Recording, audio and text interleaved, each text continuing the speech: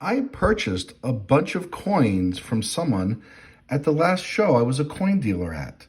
I didn't get a good look at everything, so we're going to use this video to examine everything I purchased. Stay tuned, let's see how well I did.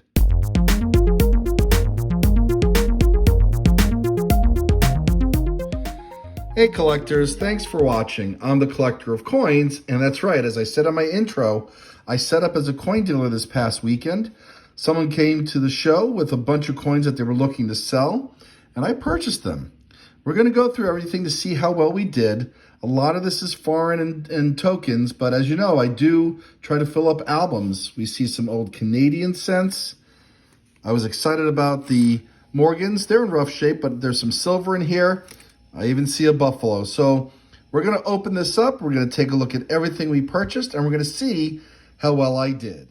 So there are a couple other things that I purchased with this collection, and I'm not including in this video because, frankly, I already sold them at the show.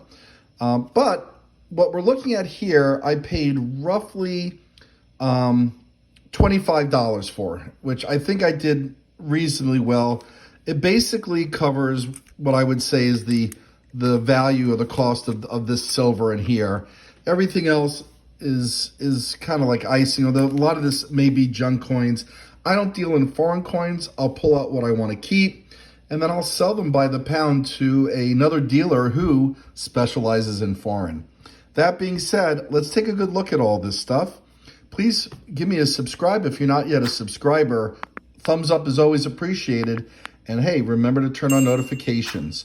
All right, we're going to start with this bag, and then we're going to work our way over to the Canadian bag. We'll see what we need in terms of my album. We'll move back onto this concoction of American coins, and then we'll take a look at everything else. Okay, well, we're looking at $52 worth of silver. And like I said, I paid under that. Now, I paid a total of $65 for everything, but like I said, it included two things that I've already sold. So I kind of like treating this then as really more like $35 worth of cost based on what I've already earned, which is not entirely fair, to be honest, but it gives you a sense. But yeah, I basically spent the money on this as the silver. Everything else was a little bit of a risk. All right, as you can see here, we got 90% silver coins. We got 2 Morgan dollars, 2 Kennedy half dollars, and we have a commemorative coin. This is the Booker T. Washington, George Washington Carver commemorative from 1952. Not worth a lot of money. As you can see, there's some glue or tape remnants on that half dollar. It's a nice looking half dollar with the exception of that glue. This one's got some interesting toning. I believe they're both from Philadelphia. You know, and these I'd probably sell like a buck or two above silver melt. This one, maybe $20, $30 in that range. These are probably like $10 to $12 maybe, if that. All right, so these two have some more value. This is an 1899 from New Orleans, and yeah, interesting toning, but again, looks like it was held in place with tape. Looks like some tape remnants. You can see that the toning kind of went around that. This one is in very good condition based on the wear. This one's in better shape. This is probably more very fine. This is an 1880, also out of New Orleans. I'll take a look at the gray sheet value, but generally speaking, in this condition, I'm really selling this more like scrap metal or constitutional silver.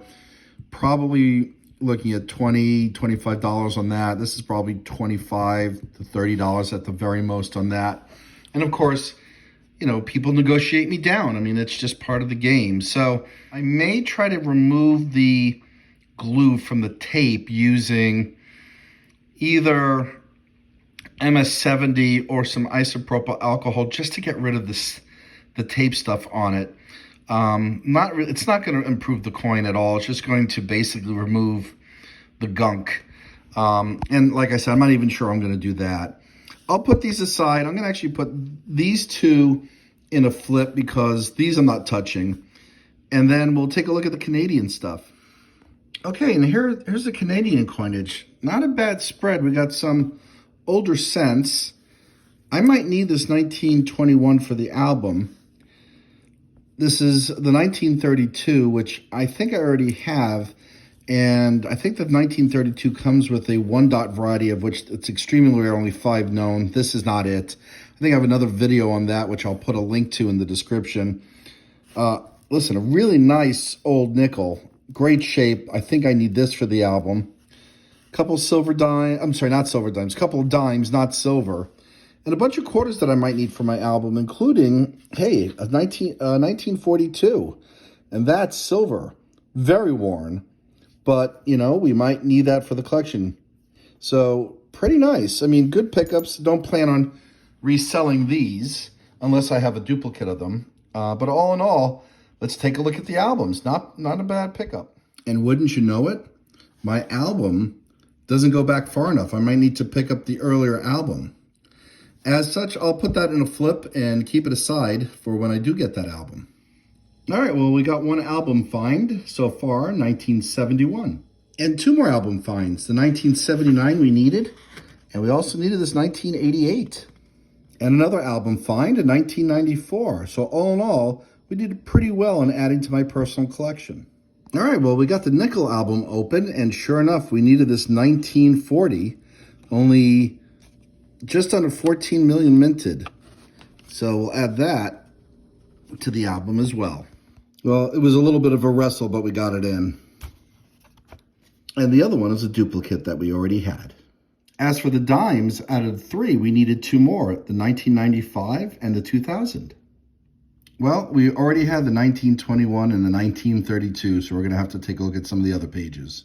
All right, and look at this. We have a variety that we found. We had the 1953 shoulder fold. We did not have it with no shoulder fold. We'll pop this in the album, and I'll put a picture inset so that you can see the difference. Oh, look at this. We got another find. We got a P mint mark on this one. 2003. And yes, it's the uncrowned obverse. Here, she's wearing a crown. All right, we will pop this one. Actually, I'll flip it this way because of the P mint mark into the album. All right, well, you know what? We did pretty well with the personal albums with that purchase. We do have some stuff that we are selling, like I noted before with the American stuff. Let's go through this bag. We got Indian cents. We got damaged mercury dimes. We got some buffalo nickels. We got some wheat pennies. So let's see if we need any of these for the album. And if not, we'll see what we have for other collectors. And here we go. We got 2 mercury dimes that have been bent into, looks like a button-like shape, which is really unfortunate.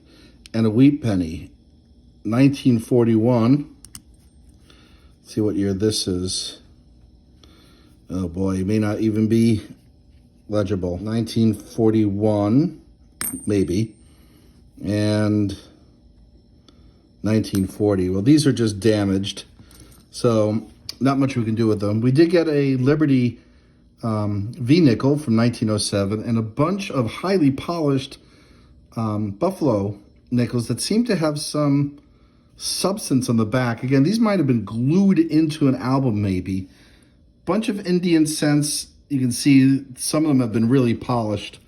This one intrigues me. This one is an 1864, and despite the scratches, you can read Liberty. So, interesting condition. I don't know if this is also just gunk on it. We'll contemplate what we're going to do there. And a couple of wheat cents, including a steel cent and then some more memorial cents. Not worth a lot. I will check albums, see if I need any of these to fill in spaces, even though they are junky. And then whatever I don't need, these are probably going to go into a coin capsule that I put in a vending machine for kids. I want to preserve our hobby. I bring a vending machine with coins and capsules to one of the coin shows I go to, and the kids just love it. You know, this is the type of stuff that you know, I'm not going to sell for a lot of money. I probably put in a bunch of these things, so they had a number of finds, and the coin vending machine is like $1. So not much value here, but it's certainly fun for kids to get some of these coins.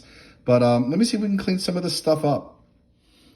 Okay, well, this 1864 that we picked up is a bit corroded and scratched. There are some details on it, but there are two types, or three types. 1864, which is copper nickel, which will weigh over 4 ounces, and then bronze, in which case there are two varieties, one with an L and one without. So we're going to give this away. Let me see if we can clear that out.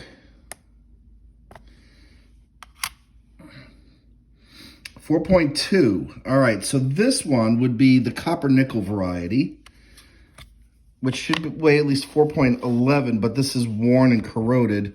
And I'll check that I believe the bronze weighs significantly under 4, so hang on. Yeah, and so this is copper nickel based on the weight. The bronze would weigh just over 3 grams. This one weighs just over 4. But hey, we got an album filler. This one is a little hard to read, but it looks like it's an 1888, which we need for the album. It's either that or an 1868. All right, let's study this underneath the microscope. Well, we're looking at this, and it's really hard to tell. It ends in an 8. Let me get a loop out. Well, after examining it some more, I'm thinking that's a 3 at the end. And since the other numbers in the date are kind of obliterated, we're not going to treat this as a find, unfortunately. All right, well, we went through all the foreign coins, and basically we're going to be selling these to another dealer by the pound, and we have just under a half a pound here. And we're going to take a look at some tokens. Now, I went through a lot of these. A lot of these are casino tokens. This one caught my eye, as did this one.